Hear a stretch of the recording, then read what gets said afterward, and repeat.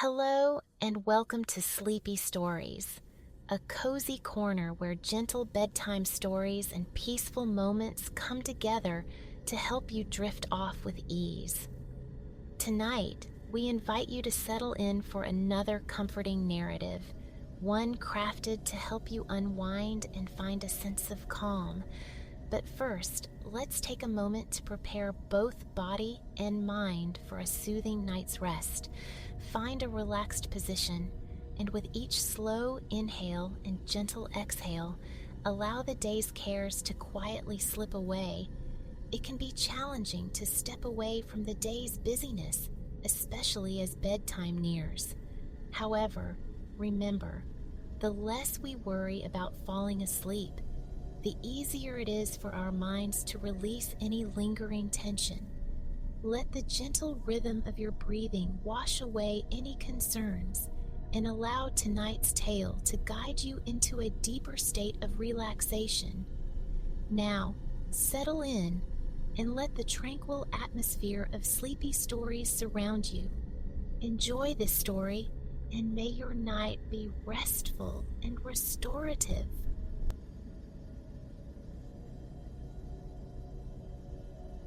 In a city spun from dust and time, where sunlight baked the labyrinthine streets, lived a boy named Kalen.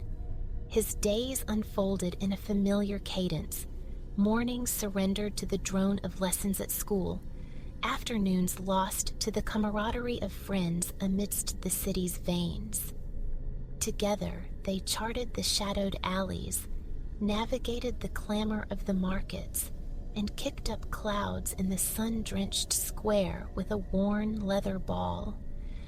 Only when the sky bled into twilight hues did Kalen trace his steps back to the sprawling earth-toned house, a bastion of mud brick where his life entwined with that of his sprawling kin. High above the ground, under the curve of the roof, lay the chamber Kalen shared with his two elder brothers. Below them slept his parents, his aunt, his grandparents, their lives layered within the house's cool embrace. But the heart of the home pulsed on the ground floor, a vast expanse encompassing both the family's emporium and the humming workshop. For generations beyond counting, Kalen's lineage had been synonymous with the city's most breathtaking carpets, their looms weaving threads of legend. Patrons journeyed from distant territories, seeking bespoke masterpieces or selecting treasures from the dazzling array already crafted. A kaleidoscope of textiles greeted any visitor. Diminutive prayer mats, shimmering in devotional greens and golds, adorned the walls like captured jewels.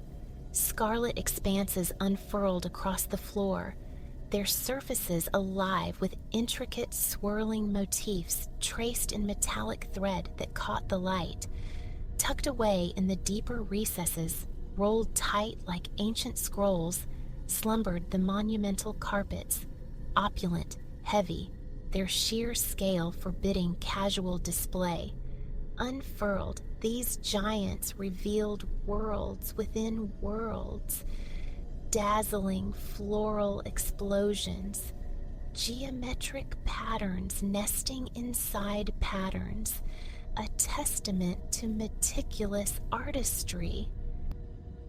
Returning home as dusk settled, Kalen favored a path through the shop, offering a nod to his aunt who presided over the counter, a calm presence amidst the woven wonders.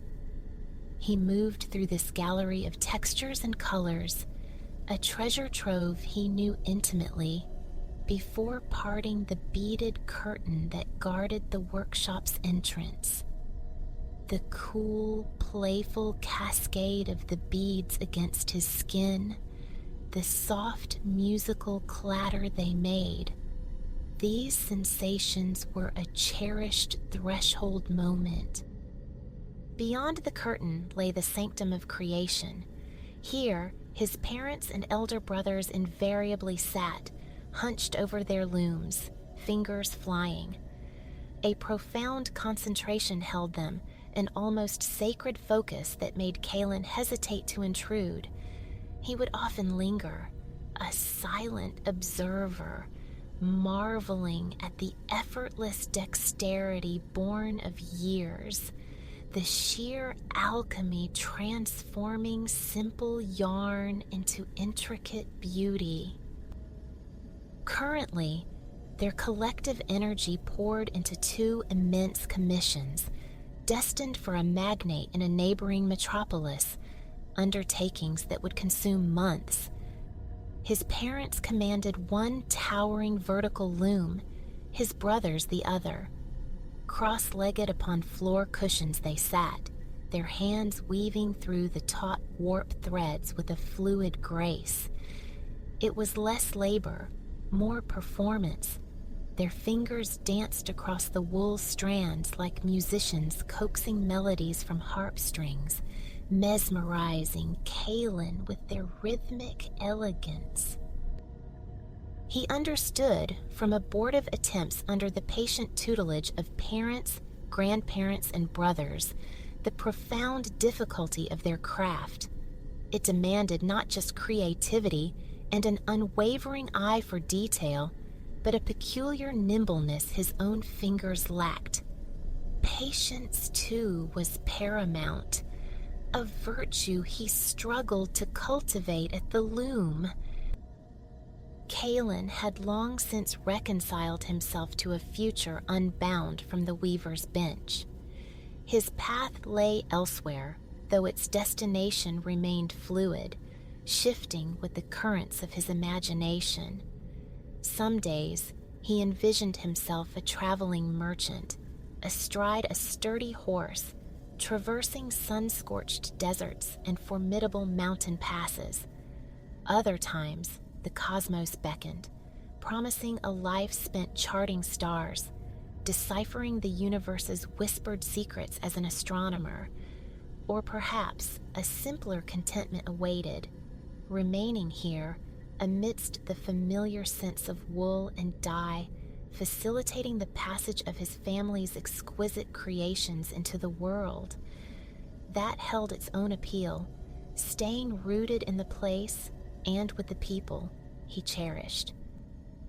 Yet, the horizon of adulthood felt distant, a hazy shoreline glimpsed across a wide sea. Time aplenty remained to chart his course. For now, contentment lay in observing the focused ballet of his family's hands, in drifting through the house's familiar spaces as evening deepened and the aroma of his grandmother's spiced rice dish, his favorite, began to perfume the air, signaling the day's approaching conclusion. He slipped back through the rattling bead curtain, drawn once more into the shop's quiet allure. Wandering the densely packed aisles, surrounded by finished carpets stacked like vibrant strata, was a ritual he enjoyed. He trailed a finger across the yielding wool, tracing the labyrinthine paths of pattern from edge to intricate heart.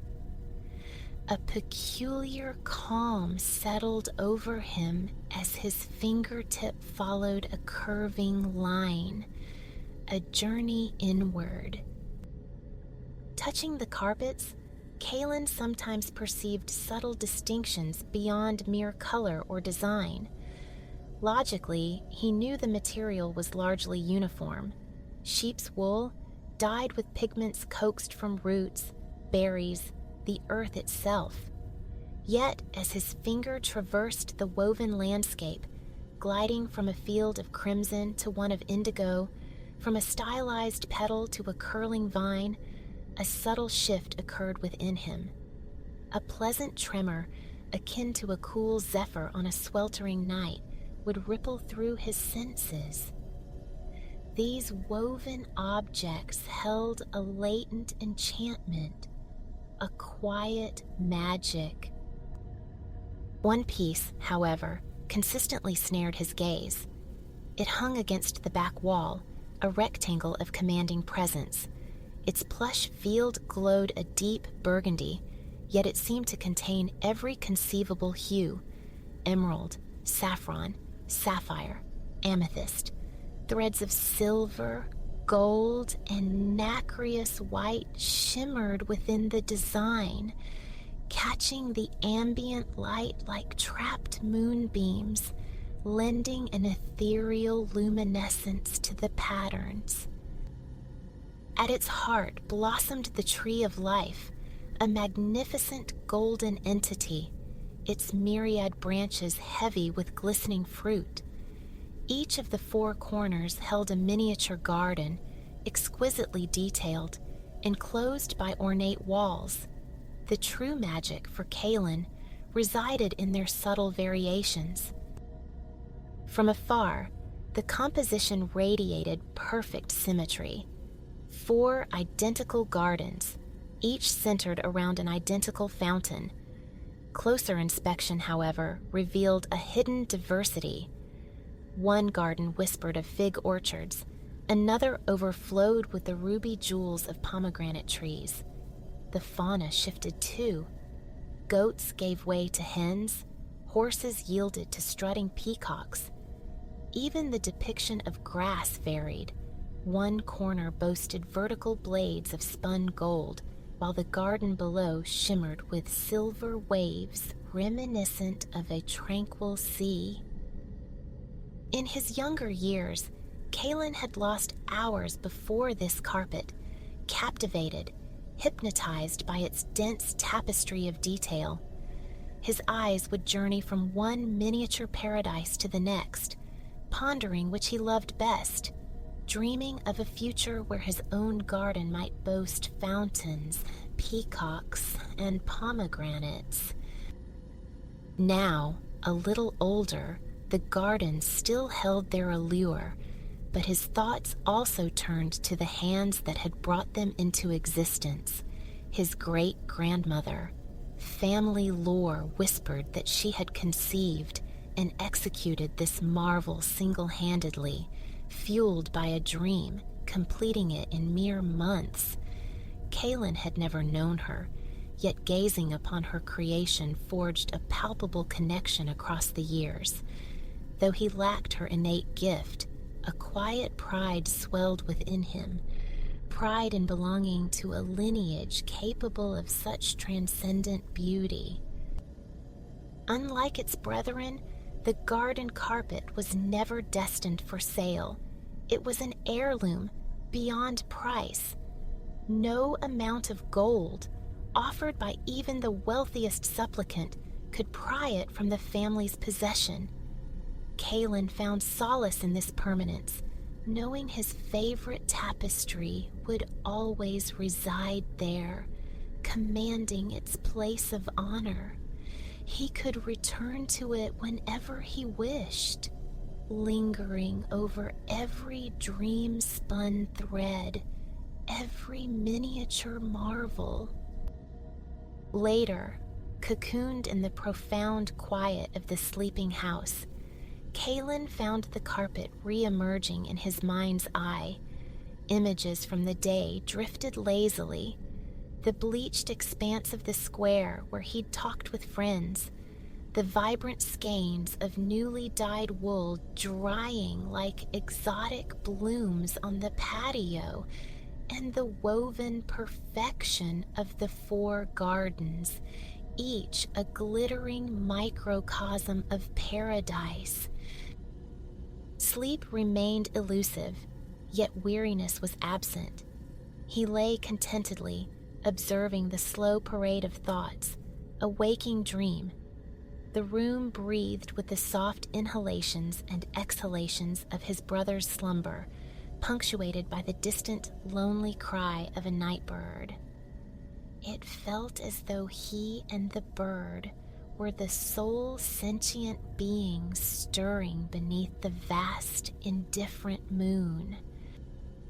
On nights like these, when sleep proved coy, Kaylin often rose.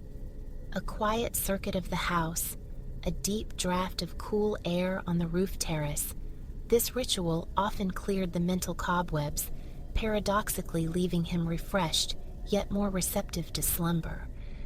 Returning to bed afterward, sleep usually claimed him the instant his head met the pillow.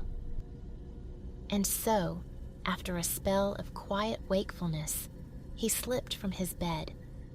Lighting a slender candle, he donned soft slippers and moved with practiced silence across the floor, careful not to disturb his brothers. Down the stairs he padded, step by slow step, until he stood within the shop's shadowed stillness. In the midnight hush, the space transformed into something akin to a shrine. Silence reigned absolute, broken only by the faint flicker of his candle flame and the ethereal moonlight filtering through a high window. Silver beams lay gently upon the stacked carpets, and Kaylin smiled, sensing a shared instinct for quietude, for soft movement between himself and the moon. Soon he would step outside onto the terrace. The night air was warm, promising a soothing breeze before his return to bed. But first, a final communion with the garden carpet. He savored the solitude, the absence of the daytime bustle. No aunt behind the counter, no chattering patrons to dilute the experience. It was just Kaylin, the flickering candlelight, and the silent splendor of the woven tree in its miniature worlds. Time seemed to pool, to eddy around him. The shifting light played tricks, blurring colors, breathing movement into static forms. Then, impossibly, the carpet did seem to stir. A subtle wave rippled through the fabric, causing the patterned leaves to shimmer like disturbed water. Kaylin blinked, glancing around. The air within the shop was utterly still. The window remained shut. Besides, how could a mere nocturnal whisper move such a substantial weight of wool? He must be more tired than he thought, succumbing to waking dreams. Time for bed, truly. Yet, as his gaze returned to the wall, conviction solidified. The carpet was moving, a gentle undulation, then a distinct billowing outward. He stepped back, astonished, as the heavy textile detached itself from the wall with fluid grace, utterly silent. It hovered before him, suspended in the middle of the air. Kaylin blinked again, rubbed his eyes fiercely. A dream, surely, but it remained palpable, real. Hesitantly, he reached out, his fingers brushing the soft, familiar fibers. It was happening. The carpet floated, flew. Now it drifted towards the stairs, resembling some vast, silent moth or an alien sea creature navigating the air in slow, deliberate currents. Though inanimate, it radiated sentience, purpose, a silent invitation. Compelled, still shrouded in a sense of dreamlike unreality, Kaylin followed. Upward he ascended, past the darkened doorways shielding his sleeping family, trailing the silent guide. He climbed until he emerged onto the roof terrace, beneath a canopy of stars flung across the obsidian sky. It was a night made for celestial contemplation, a night he would normally have spent tracing constellations. But tonight, his attention was utterly captive to the marvel before him. The carpet had paused its ascent, hovering now, undulating gently in the still air. Certain threads snagged the moonlight, blazing with borrowed silver. Kaylin watched, breathless. This felt torn from the pages of the fantastical tales his mother whispered at bedtime long ago, stories populated by jinn, fairies, and creatures that spoke. To imagine such wonders was one thing, to witness them, quite another. A surge of pure joy coursed through him. Even if this were merely a dream, what a glorious dream it was!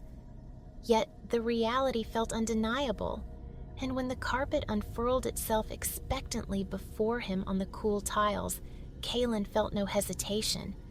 An instinct, deep and certain, told him what to do. He settled onto its surface, positioning himself cross-legged directly upon the image of the golden tree. Once comfortable, he stroked the velvety pile, a silent signal of readiness. The carpet seemed to comprehend. Seconds later, it began to ascend once more, lifting smoothly from the terrace floor. Up, up it rose, until, like a great, silent bird, it took flight. Suddenly, Kaylin was soaring, borne aloft on a flying carpet. He was being carried above the familiar rooftops, effortlessly, weightlessly, as if he were no heavier than a fallen leaf. Awe washed over him as he peered cautiously over the edge. The city sprawled below, already distant. It felt like riding the back of some mythical winged beast. The carpet moved with a confident fluidity, a living grace. Strangely, the sensation felt utterly natural. He felt secure, supported, trusting implicitly in its power to carry him safely. As it glided onward, Kaylin drank in the bird's-eye perspective of his home. He knew these streets intimately, yet from this vantage, they became an alien landscape, a tapestry of shadowed forms he barely recognized. Naturally, at this hour, darkness cloaked the city. Sleep held nearly everyone in its thrall. The only illumination came from the sporadic flicker of street lanterns and the occasional lonely candle burning in a window. Moonlight, though, performed its own alchemy, bathing everything in a soft, silvery luminescence. The rooftops gleamed as if polished, burnished like precious metal. Kaylin imagined a secret nocturnal ritual, the moon after midnight, bestowing its blessing house by house. And below, the city slept on, oblivious to the magic unfolding overhead. A smile touched Kaylin's lips. He felt privileged, the sole witness to this clandestine beauty. But as the carpet drifted eastward, paralleling the dark ribbon of the river, he realized his solitude was not absolute. At least one other soul shared the tranquil hours with him. Near the riverbank rose the grand edifice of the university, crowned by a tall brick tower, and at its summit, silhouetted against the stars, a figure peered through a telescope. Kaylin knew of the city's astronomers, but had never observed one in their nocturnal vigil.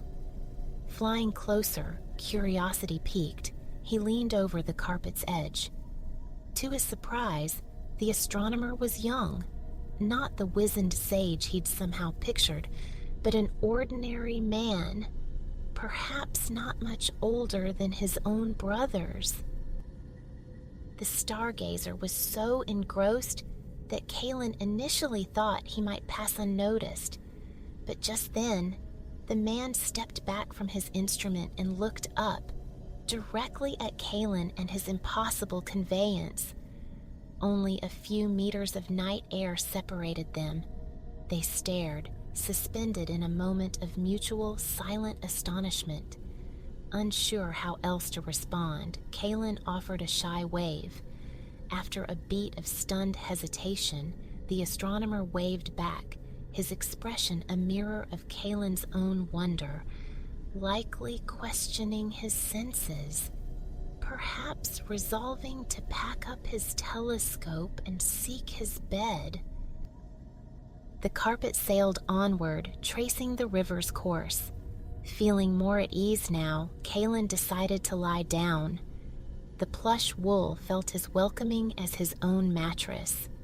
Supine, gazing directly upward, he found himself perfectly positioned for stargazing. Lacking a telescope, he could still appreciate the profound beauty of the cosmos. The stars, infinitely distant, yet their light journeyed across unimaginable voids to sparkle above his city, his home. From this perspective, embraced by the night sky, it felt as though the carpet were lifting him towards them, a leaf carried on the night breeze. The wind whispered against his skin, a soft caress through his light clothing. After the day's clinging heat, it felt exquisitely refreshing, like cool water. He could smell the river, its damp, earthy scent carried on the same currents that bore him aloft. Inhaling deeply, he identified other fragrances, the dry perfume of the city's dust, the sweet breath of unseen gardens below. A profound relaxation settled over him, lulled by the carpet's gentle rhythmic motion. He could have drifted off right there, imagining the carpet following the river's serpentine path all the way to the distant, unseen sea. But the carpet, as if sensing his growing drowsiness, shifted course. Peering over the edge once more, Kaylin recognized the contours of his own neighborhood slumbering below. There rose the familiar dome of the local temple, and nearby, the square where afternoon games unfolded. And now, incredibly, he hovered directly above the roof terrace, the very point where his adventure commenced.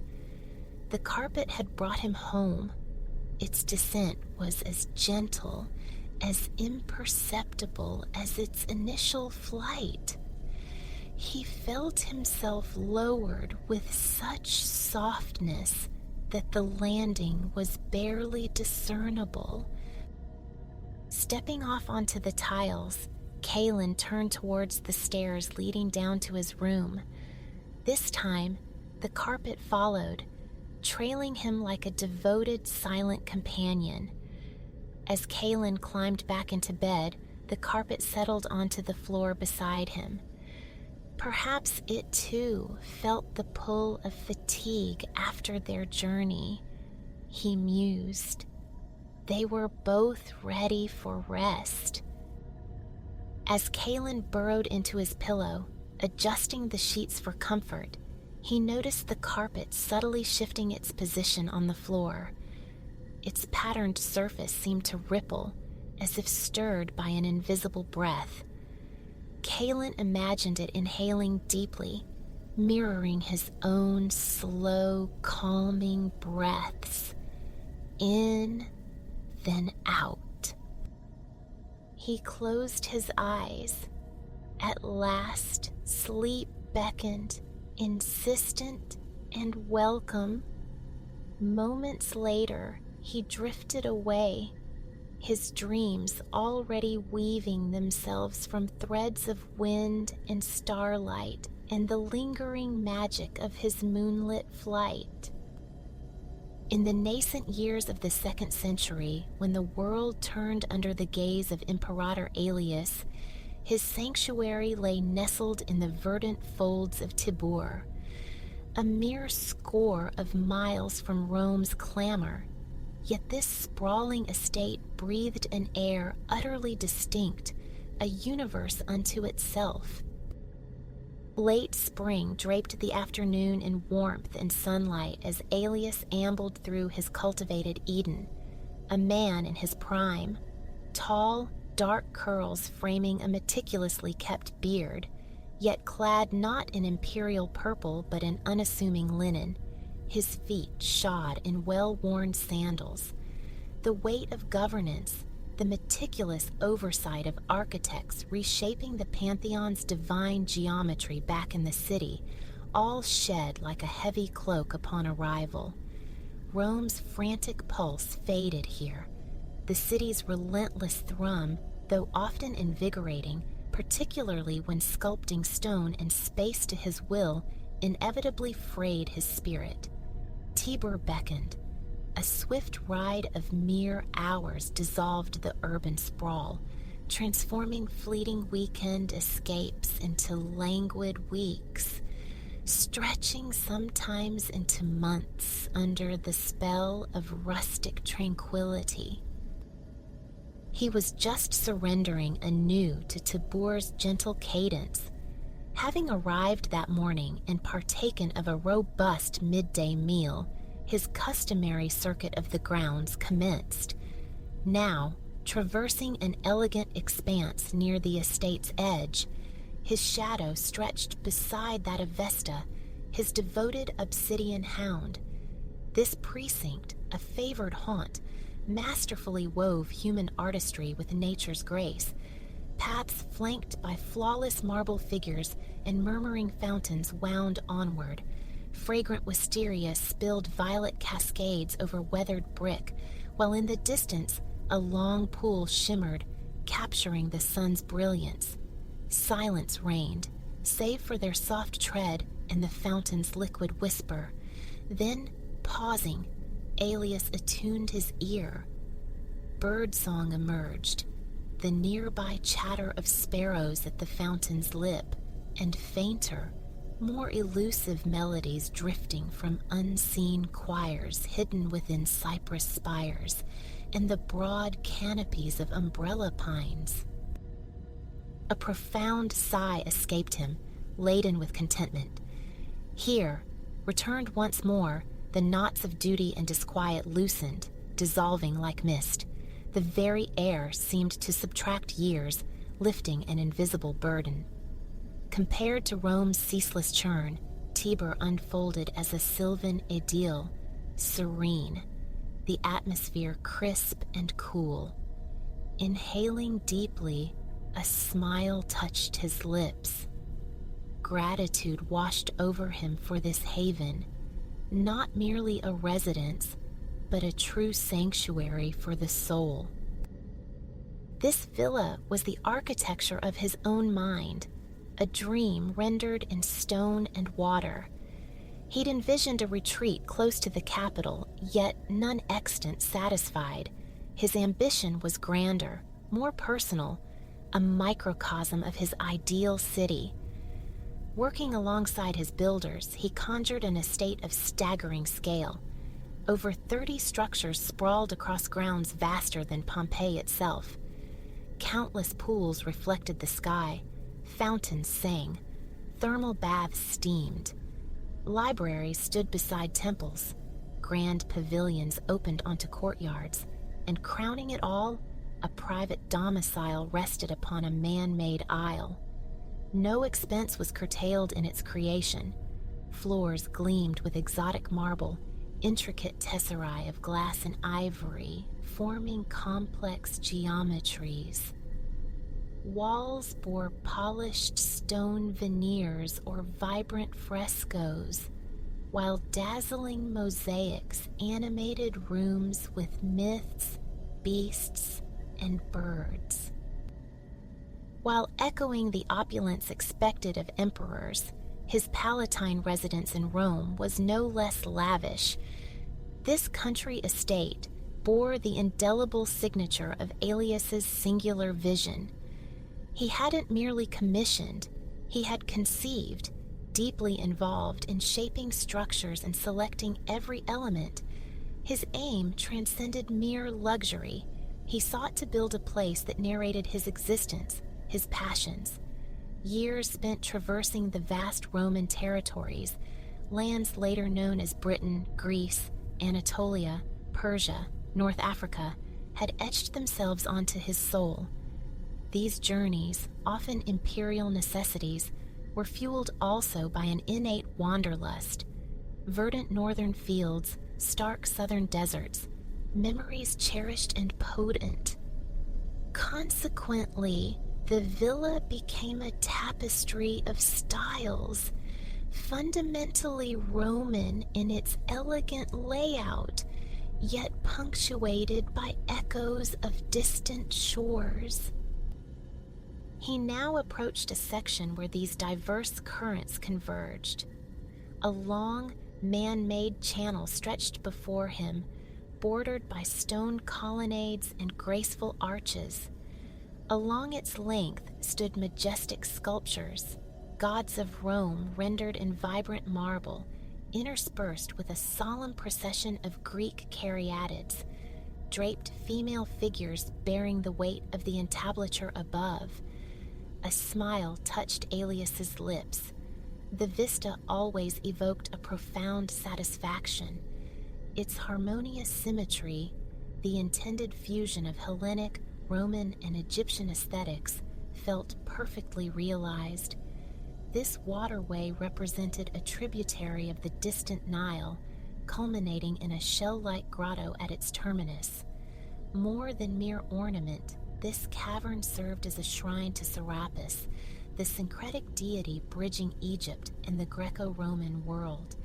Within, carved from marble, the god reclined upon an ornate plinth amidst splashing fountains, his aspect serene, his gaze directed down the pool's length, a sea-green mirror reflecting the heavens. On balmy summer nights, this space transformed, hosting lavish banquets by the water's edge. He knew the spell it cast on guests, their murmurs praising its flawless design, its almost ethereal quality. Yet for Aelius, the pool's resonance lay deeper, entwined with symbolism and the ghosts of memory. It conjured the essence of places visited during long sojourns through North Africa and Greece. Athens, its architectural brilliance and vibrant rituals remained vivid. These recollections were treasured doubly for the presence of Lysander, his cherished companion. Their meeting in the east, in Bithynia's realm, had forged an almost unbreakable bond, leading them together across the empire's breadth. Standing here, Aelius felt momentarily adrift, swept back to sun-drenched days in faraway lands, Lysander ever at his side. Time dissolved as joyful phantoms surged.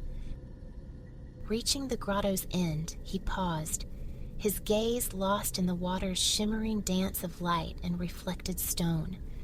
The past's vivid tableau slowly receded, nostalgia mellowing into a quiet appreciation for the now. Those distant days shone brightly in memory, undeniably golden, yet this present interlude held its own tranquil happiness. He felt a settled ease, a deeper calm within himself. His eyes swept the scene, the pool's long perspective framed by columns, statues, elegant arches. Through careful orchestration, a vision had solidified into a reality possessing its own distinct magic. Soon the evenings would soften, inviting conviviality once more. Tables arrayed beside the water, guests gathered under moonlight, their laughter mingling with the fountain's gentle murmur. He anticipated these languid summer nights, shared with Lysander and intimate friends. Opening his eyes fully, he saw Vesta seated nearby, her gaze expectant. Time to move onward. The hound, he knew, thrived on motion. Though past her prime hunting years, she still delighted in exploring the estate's myriad paths. As Aelius resumed his walk away from the water, Vesta trotted eagerly ahead, her nose diligently investigating the earth, absorbed by every scent. A wry thought surfaced. Vesta remained utterly oblivious to the curated splendor around her, the masterworks of sculpture, the precious stone beneath her paws, unnoticed. Her world revolved around her master's presence and the olfactory tapestry woven into the grass. Any garden, anywhere, would suffice for her contentment. It was partly for this reason Aelius cherished canine company, their unwavering loyalty, their unreserved affection, yes, but also their innate ability to ground him, to draw his attention to life's unadorned truths. The villa's art and architecture were undeniably magnificent, yet beauty resided equally in this simple stretch of green.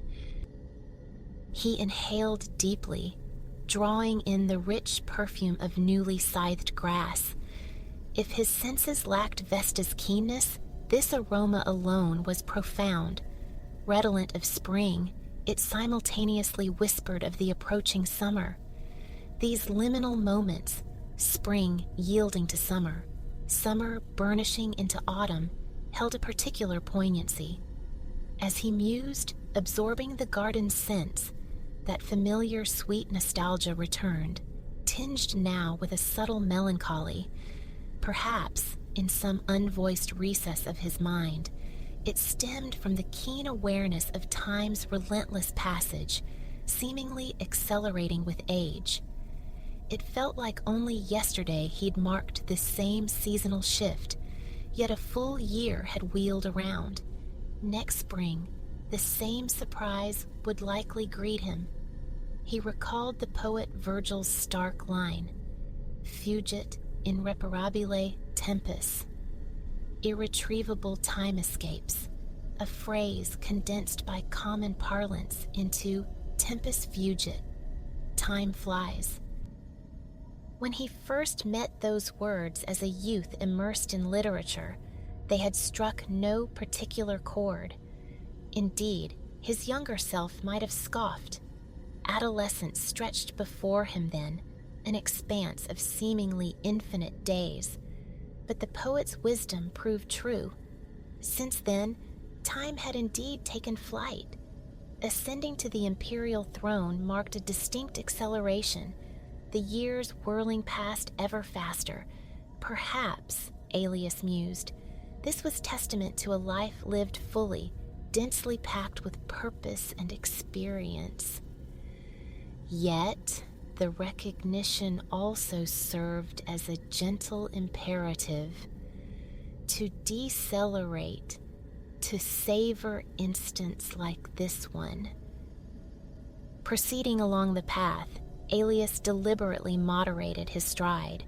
He focused on each footfall, the subtle warmth of the sun on his neck, the lingering scent of green. Vesta glanced back, tail questioning the altered rhythm.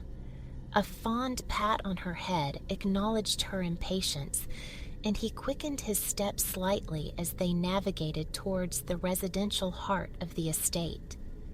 They passed the imposing structure of the thermal baths, traversed smaller, intricate gardens and courtyards. Finally, they arrived beneath a colonnaded portico, the threshold to their goal, Aelius's secluded island domain. Here stood a substantial dwelling, a villa unto itself boasting over 30 chambers, sleeping quarters, a library, a study, even a compact bath suite. This opulent structure commanded the whole of the artificial islet, encircled by a placid moat. Access was via a retractable wooden drawbridge. Though typically left lowered, Aelius cherished the potential for complete seclusion it offered. Once raised, the island became his inviolable sanctuary, a space for undisturbed contemplation, study, or repose. The concept resonated with a deep-seated childhood yearning. He remembered boyhood frustrations, disputes with his sibling, the drudgery of lessons, sparking fantasies of a hidden refuge, not merely a room, but an island, his personal realm where entry was by his decree alone, a place of absolute autonomy and peace. In those youthful visions, it was often a rugged outcrop buffeted by ocean waves. The reality, this elegant edifice of sunlit marble, differed in form, but fulfilled the essence of the dream. Gazing upon it, a profound sense of accomplishment filled him. The boy dreaming of escape could never have conceived of manifesting such a self-designed reality. Elias stepped onto the wooden planks, Vesta padding faithfully behind. Crossing the moat, his eye caught the fleeting shimmer of a fish darting beneath the surface. This channel was one among many pools and ponds gracing the estate, their aquatic inhabitants offering a quiet, soothing presence he often paused to observe. Perhaps a new notion sparked.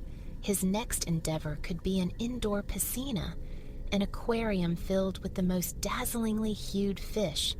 Space might even be found within his private chambers. A mental note was made. Consult the architect soon. Elias was ever a builder, a dreamer, his mind perpetually sketching future possibilities. Beyond the bridge lay the villa's impressive entrance hall. An intricate marble frieze depicting maritime scenes adorned the walls, while complex mosaics patterned the floor underfoot. Their steps, Elias's sandals and Vesta's soft paws, resonated in the stillness, the only sounds breaking the profound quiet. Unlike the estate's other bustling structures, alive with attendants and guests, here solitude reigned. Entry was forbidden without the imperator's express leave. After days immersed in the company of others, a necessity of his station, this hushed tranquility was restorative. Conversation felt superfluous. The silent, steadfast presence of his hound was companionship enough. Vesta padded ahead, unerringly turning towards the study, seemingly privy to his unspoken intentions. Elias followed her into the spacious, light-filled room whose windows surveyed the encircling moat.